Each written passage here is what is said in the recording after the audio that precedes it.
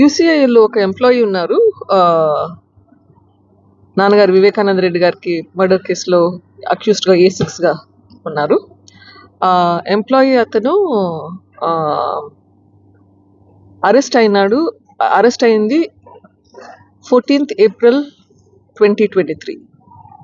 ఆయన బెయిల్ మీద బయటకు వచ్చింది 21st August 2024.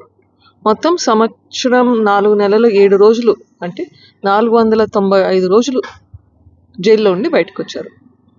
ఈ 495 రోజులు ఆబ్వియస్లీ వర్క్కి రాలేదు, కానీ ఆ టైంలో ఏ యాక్షన్ తీసుకోలేదు.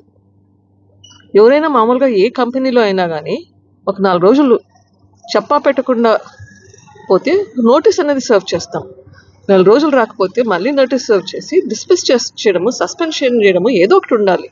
ఇక్కడ 495 రోజులు వర్క్ రాకుండా, ఏం నోటీస్ ఇవ్వకుండా వర్క్ రాకుండా ఉంటే, ఏం నోటీస్ లేవు, సస్పెన్షన్ లేదు, ఏం యాక్షన్ లేదు. అదే చెప్తున్నారు, రిమాండ్కి తీసుకున్నారు, మళ్ళీ తర్వాత ఛార్జ్షీట్లో పేరు పెట్టారు, కానీ ఏ యాక్షన్ యూసీఐఎల్ తరపు నుంచి జరగలేదు. అదే కాకుండా మళ్ళీ ఇప్పుడు బయటకు వచ్చాక మళ్ళీ వర్క్లో జాయిన్ అవ్వడానికి రిక్వెస్ట్ పెట్టారు. అది మళ్ళీ కోర్టుకు కూడా తీసుకెళ్లారు.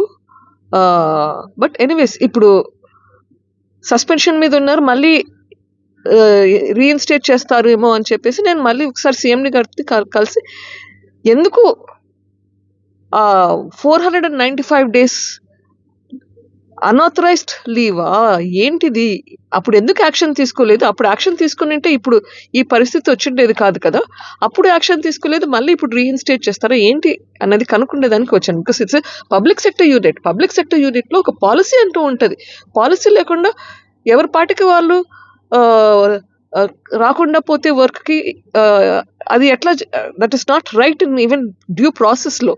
సో దాని గురించి ఎంక్వైరీ చేయడానికి ఇప్పుడైతే నాకు నేను అడిగాను, నాకైతే ఆన్సర్ చెప్పలేదు. ఇది సబ్జుడిస్ ఉంది కాబట్టి నేను మీకు ఏమి చెప్పలేము అని నేను చెప్పినది విన్నారు, అంతవరకే. నాకైతే ఏమీ చెప్పలేదు, అది లీగల్ టీమ్ చూసుకుంటుంది, they will take care of it అని చెప్పారు. పబ్లిక్ సెక్టర్ యూనిట్లో ఇన్ని రోజులు ఒక ఎంప్లాయీ రాకుండా ఉంటే ఏ యాక్షన్ తీసుకోకుండా ఎందుకు ఉన్నారు? That is the biggest question. Forget murder or anything else. ఒక పబ్లిక్ సెక్టర్ యూనిట్లో close to 500 days without coming to work. ఆ జాబ్ ఎట్లా ప్రిజర్వ్ చేశారు? డిస్మిస్ చేయకుండా ఎట్లా ఆపారు? It's not a long leave.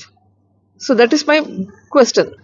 అట్లా చేశారంటే ఎక్కడో ఒక చోట ఏమో జరిగిండాలి. Some influence somewhere has happened. What has happened? ఆ ఎంక్వైరీ చేయాలి కదా. That is my question.